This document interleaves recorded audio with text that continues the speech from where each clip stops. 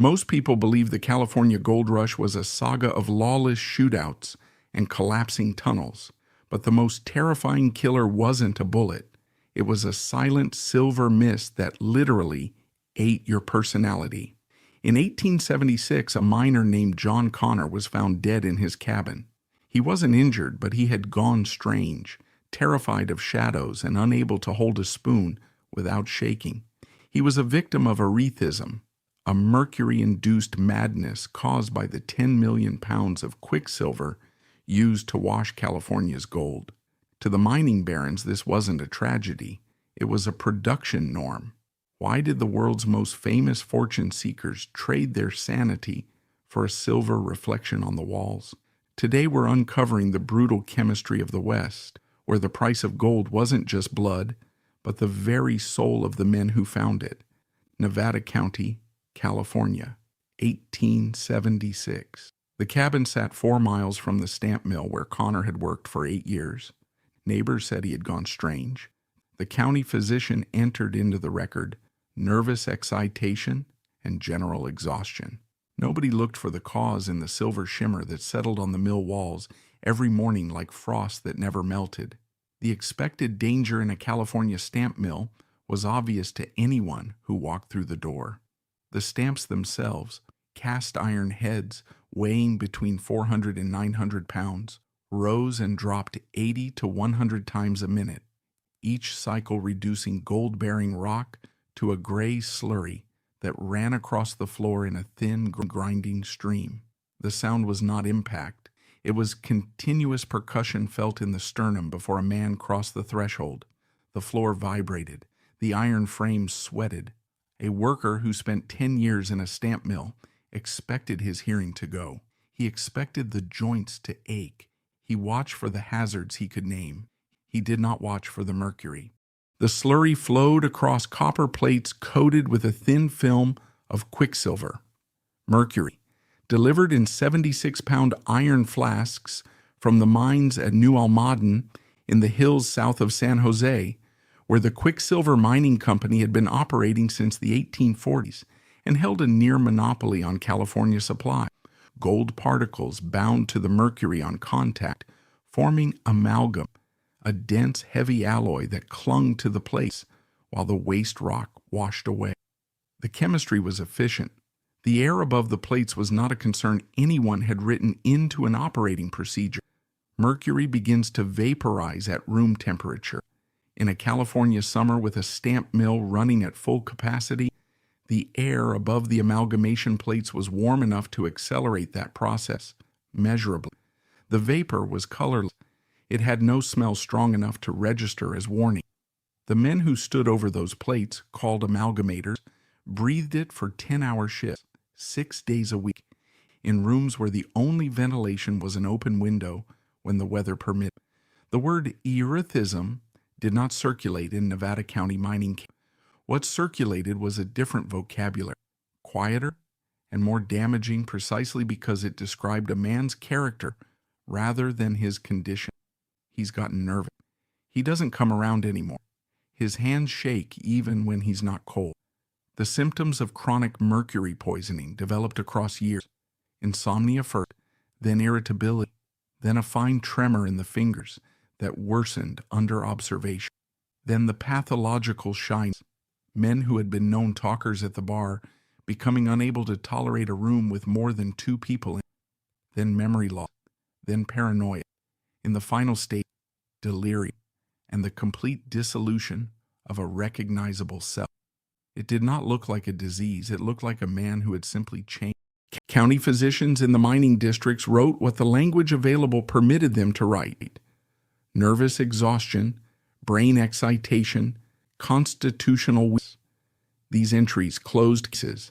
They did not open investigations. From 1850 through the early 1900s, California gold processors used an estimated 10 million pounds of quicksilver. The New Almaden operation alone by 1865 was producing more metallic wealth than any gold mine in it. The supply chain was tight, the prices were tracked quarterly, and the losses during processing, between 10 and 30% per season, absorbed into tailings and riverbed sediment, and the air above the amalgamation plates were entered as a materialist. There was no line in any operating ledger for what that vapor did to the man standing of it. The ledger was not designed to hold that kind of arithmetic. Nevada County Register of Employment, Grass Valley, California, April 1881.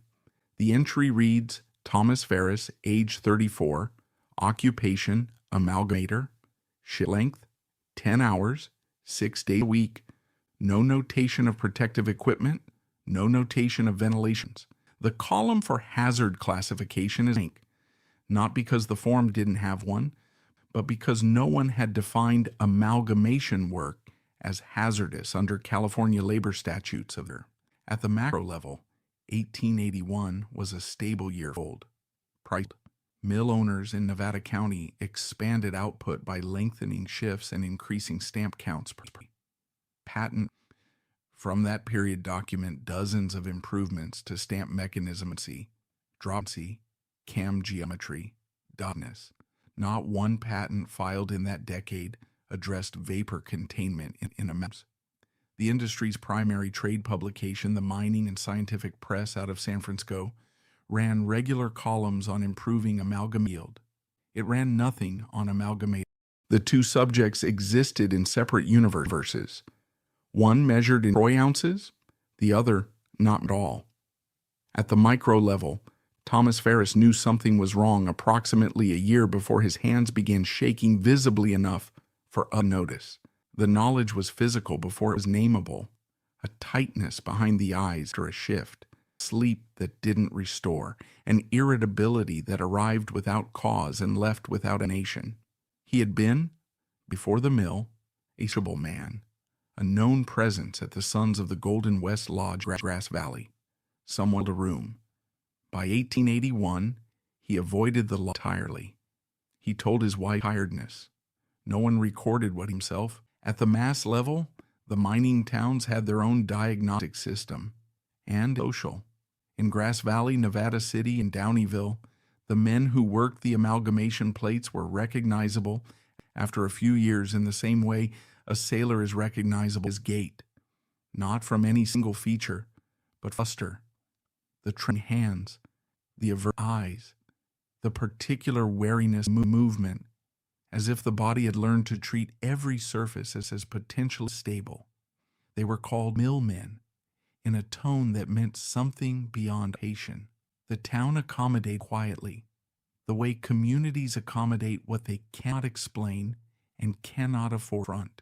What the community could not name, the industry had already encountered in a different country and a century. Spanish mining manuals from the 16th and 17th centuries circulated among engineers who operated the mercury mines at Almaden in Extremadura described the symptoms of what they called hydrogeria, mercury sickness, in precise terms: tremor, mental disturbance, loss of muscle control, death in it.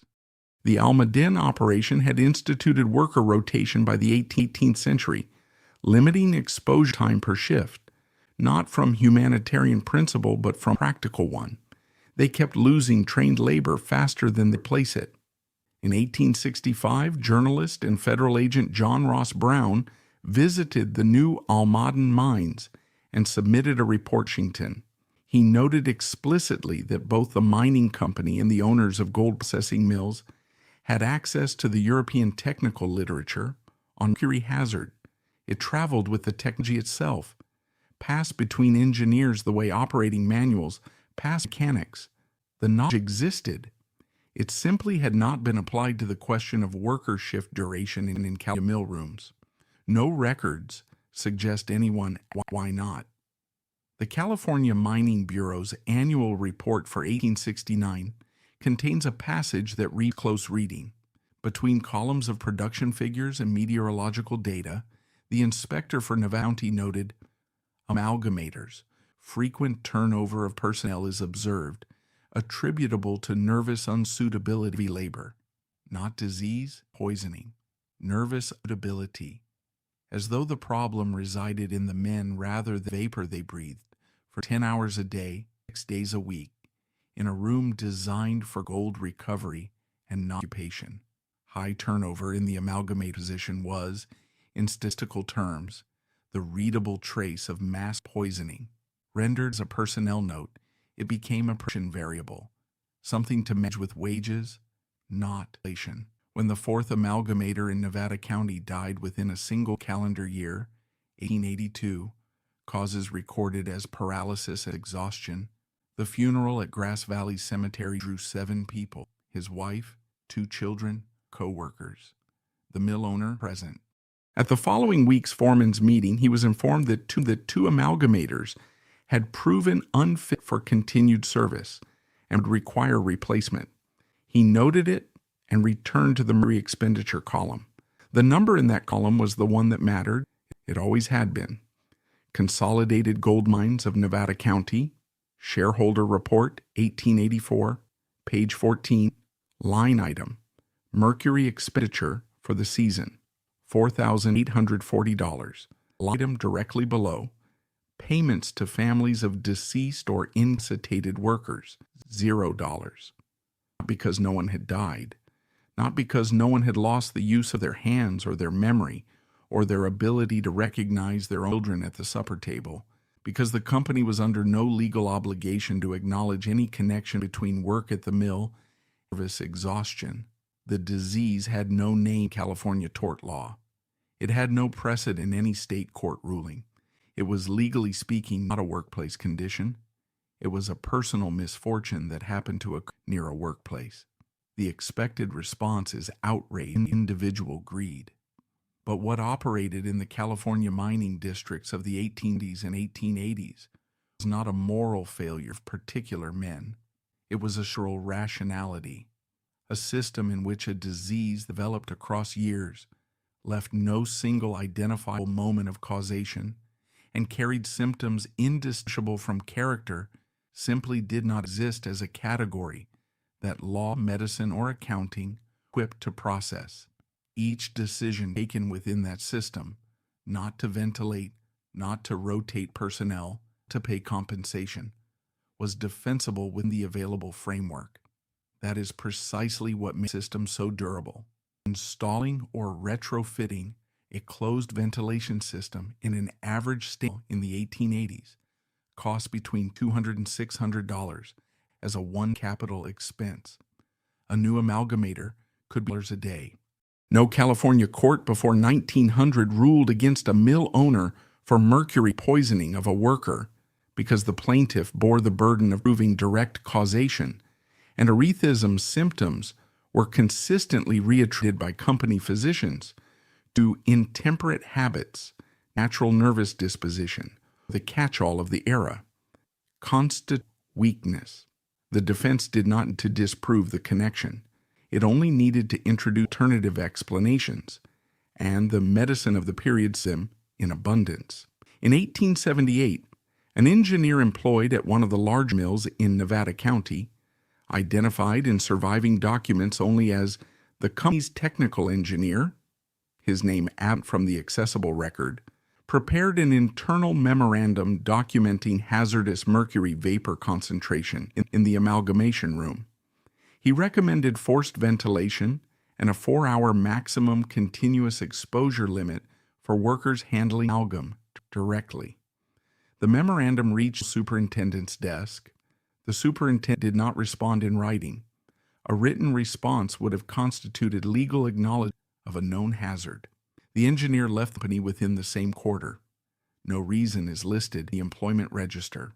43 years later, in 1921, when California first enacted mandatory ventilation standards for mercury handling facilities, that category of internal memorandum, not that specific document, but its type, appeared repeatedly in legislative testimony as evidence of long suppressed institutional knowledge. The legislature did not need to find the original. By 1921, there were enough identical documents from enough identical desk drawers to establish the pattern reasonable argument. Between 1878 and 1890, across Nevada County, El Dorado County, and Tuolumne County, a statistical pattern in plain sight. Amalgamators and mill workers with direct mercury contact left the workforce in significant numbers after 5 to 8 years of service, categorized variously as dismissed for incapacity, voluntarily departed, or simply sent from subsequent records. Local newspapers did not report this as a pattern, but the employment advertisements in the Mining Gazette and the Nevada Daily Transcript told it plainly to anyone reading carefully. Amalgamator positions were advertised quarterly, consistently, at wage premiums of comparable mill positions. No advertisement explained the premium. No explanation was needed. The men already in the district. The premium existed because the position would fill a second time. A man who had worked the plates for 2 or 3 years understood what the money was for. Not skill, not seniority, but the cost of continuing. Mill owners understood it too. The premium cheaper than the ventilation. The math was not complicated, and no one intended otherwise in the documents that were meant to leave the counting house. What was complicated, what took decades and a different legal art to finally address, was finding a mechanism that could make the private arithmetic visible in a public forum. It carried consequences. Until that mechanism existed, the core amalgamators ran. The flasks of quicksilver are New Almaden on schedule, and the men who answered the advertisement stood over and breathed what came off them, because in Nevada in the 1880s, $2 a day and a premium was still more than most alternatives offered. County, California, Monday, March 4, 1887. Shift at the mill did not assemble. No ultimatum had been issued. No meeting had been called. No leaflets had circulated in boarding houses the night before. At 6 in the morning, one man out of 8 assigned to the amalgamation walked through the gate. The other 7 did not appear, each separately, each without written explanation. The superintendent assumed weather. By the 3rd consecutive day, he understood it was not weather. The expected shape of labor resistance in the American West of the 1880s had a recognizable form: a spokesman, a list of demands, a crowd at the gate. What happened around mercury mills did not have that form. It had the form of a mass silent refusal, a behavioral signal with no author and no document, which the company could neither punish through legal channels nor explain to shareholders in terms that made sense. Men simply stopped coming, and that particular form of pressure, precisely because it was invisible to newspapers and produced no prosecutable act, was in some ways more difficult to absorb than a formal strike. A strike could be broken with replacement workers and a sheriff's detail. A reputation could not be broken, only outlasted, and only if the supply of men who had heard held out long enough. Information in the California mining districts moved faster than any print publication. Knew each other across mill boundaries. Wives spoke at the market. The boys who hauled provisions to the mill yards conversations back with the empty crates. The mercury reputation of a specific operation, whether it was known as a hard place or a place where men don't last, was living community knowledge that never entered any official record, but governed labor supply surely as the posted wage rate. When several amalgamators from one mill in 1887 entered the condition their neighbors did as nervous collapse, what a physician today would recognize as to late-stage erethism. The news moved the mining district within 2 weeks, not through the Nevada transcript, which did not cover it, through people, crew to crew, board saloon to church pew.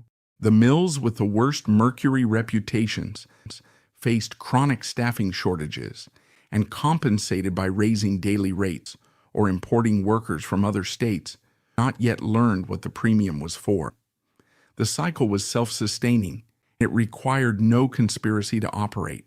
It required only that the cost of telling the truth exceeded the cost of not telling it. In 1880, 129 workers at the Guadalupe mine, a mixed workforce of Euro-Americans, Mexicans, and Chinese laborers, filed a joint legal claim against the company for unpaid wages. It was one of the rare documented instances of cross-ethnic labor solidarity in California's mining industry of that period.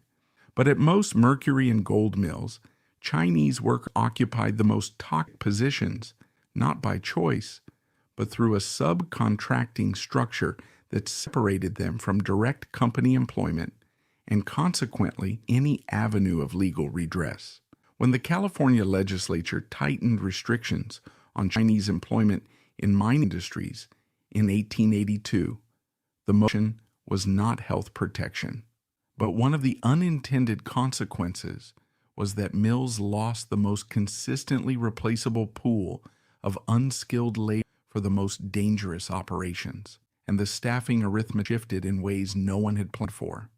In 1889, Nevada County physician Charles Mary compiled a report for the County Board of Health describing a concentration of nervous disorders among the population of the mining districts and identifying noxious mercury vapor in ore process closures as the probable cause. The board had no statutory authority over industrial facilities. The report produced no regulatory action. It was filed and remained in the county archive, where it sat for a quarter century. In 1914, when California's nascent industrial hygiene apparatus began assembling the documentary basis for what would become the state's first occupational health standards, Mary's 1889 report was cited in legislative testimony as an early documented one that the system had ignored. The legislators who cited it were not by that point interested in assigning blame to a specific company or a specific superintendent. They were interested in the pattern, the repeating structure in which a competent observer documented a hazard, submitted the documentation through the available, and the channel led nowhere. Mary's report was precisely because it was one of many. A single document could be dismissed as an outlier. A sequence of identical documents, separated by years and jurisdictions, described something that could no longer be called an oversight. The county board that received Mary's report in 1889 noted it. The word by this point requires no explanation. United States Patent Number 189,347, April 10, 1877. Applicant: a San Francisco engineer firm operated in the Sierra Nevada supply trade. The patent described a closed retorting system for amalgam processing, a sealed iron vessel in which the gold-mercury mixture was heated, the mercury vapor condensed through a water-cooled coil, liquid metal recovered for reuse. The document was precise on dimensions, material specifications, and operating temperatures. It was also precise application language on the secondary benefit: elimination of mercury vapor from the environment during the retorting step. The capital cost for a unit sized to a mid-range stamp mill, between $100 and $300 installed. The technology existed. That is the point the record makes clearly. It is worth holding for a moment before moving past it. The closed retort was not a future solution awaiting invention. It was awaiting adoption. Patents for enclosed amalgam processing appeared through the 1870s and found genuine uptake at larger industrial operations, where mercury represented a significant line item. Recovery directly affected quarterly returns. At those operations, the closed system made financial sense because the material it conserved was expensive to justify the capital outlay. At small and mid-sized stamp mills, the arithmetic ran differently. Through most of the 1870s, a flask of quicksilver from New Orleans cost between $30 and $60. Processing losses of 10 to 30 per season were absorbed as a materials expense. Mercury prices fell in the early 1880s, driven by overproduction at New Almaden and increasing competition from Spanish suppliers shipping almadenbar to East Coast processors. The economic incentive to all recovery equipment largely disappeared. Cheap mercury made the closed retort an optional upgrade rather than a financial necessity. Cheap mercury also made sick workers cheaper, because cheap mercury meant the cost of replacing the material lost through open-air retorting was lower than the cost equipment that would have prevented the loss. And replacing lost mercury was cheaper than containing it. Replacing the man who had stood in the vapor for 5 years, cheaper still than ventilating the room where he stood. 3 separate decisions: mercury pricing, capital equipment, and labor replacement, each internally coherent, each made without explicit reference to the others, converged into a single operational reality. The closed retort sat in the patent record. The amalgamator stood over the open plate. Quicksilver Mining Company, which controlled the New Almaden operation south of San Jose after a confrontation with federal troops in the 1860s that resolved title in the company's favor, held effective price-setting authority in the California mercury market for decades. The company's technical staff understood the hazard profile of their product. The European mining literature on mercury toxicity was part of the engineering knowledge that accompanied the amalgamation process from its Spanish and Mexican antecedents into California practice. But QMC sold mercury. It did not process gold. The legal distance between the manufacturer of a hazardous material and the employer of the workers exposed to it was, in the absence of any statute bridging that gap, absolute. No 18th century California plaintiff successfully crossed it. Mill owners knew the hazard at the point of use. Mercury suppliers knew the hazard of the material. Neither was legally liable because the law had not yet constructed the category of responsibility that would have made either of them so. This was not a loophole exploited by clever attorneys. It was simply the shape of the legal landscape before occupation existed as a field with enforceable standards. In 1921, during the demolition of an abandoned mill in Nevada City, workers clearing a bricked interior niche between retort room walls found a sealed metal box. Inside, a bundle of correspondence from 1879 to 1883 between the mill superintendent and a regional representative of the mercury supplier. One letter from the supplier's representative reads, "The record suggests this is authentic, though the full archive has been independently verified, as a direct caution, recommending ventilation during heating, citing reports from several clients of worker ill following prolonged work in enclosed rooms. Superintendent's reply is not in the box. California, Sierra Nevada Watershed, 2005, United States Geological Survey report, contamination from historical gold mining operation." At the center of that report is not an estimate. It is the result of decade-long geochemical mapping of river sediments, floodplain deposits, and reservoir beds across the Sierra Nevada foothills. From the 1860s through the early 1900s, California gold processors used approximately 10 million pounds of quicksilver. Of that total, roughly 3 million pounds, used specifically in hard rock stamp mill amalgamation, remain in the ecosystem, in the river mud, sediment behind dams decades after the mills closed, in the tissue of fish. The expected response is that this is a problem of the past, sealed in history along with the mills themselves. The USGS mapping established otherwise. Mercury deposited in Sierra Nevada tanks and stream beds during the 1870s and 1880s does not stay where it was left. It migrates through slope erosion and seasonal flooding. More significantly, it undergoes microbial conversion to methylmercury, the organic form that moves the chains, concentrating at each level. Fish consumption advisories for sport-caught fish from waters downstream of former Sierra Gold districts remain active today, specifically targeting pregnant women and children. The contamination has not peaked and declined. In some monitored watersheds, it continues to move. The human chain connecting the 1880s amalgamation room to the present is not purely geological.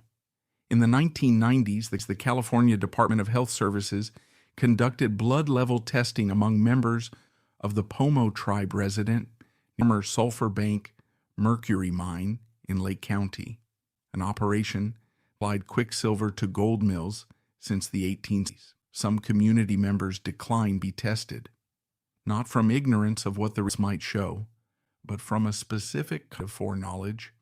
Their parents and grandparents had worked the mine, and they already understood, in the wordless way that communities understand what they have survived, what the numbers would say.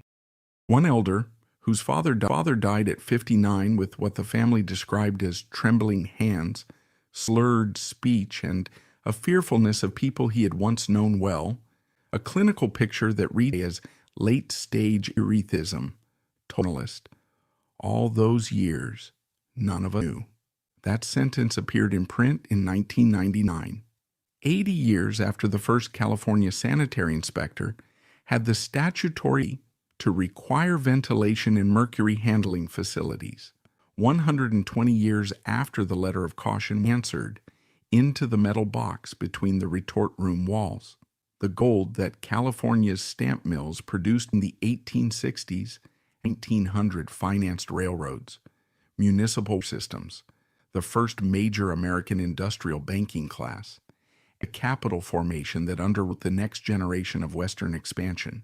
The names of companies that grew from that capital outlasted mills, the workers, and every regulatory framework that could have been enacted but was not enacted in time. Mercury those mills left in the Sierra Nevada will outlast the companies, the shareholders, the legislators who tabled the ventilation proposals, and any statute passed to address what they declined to prevent.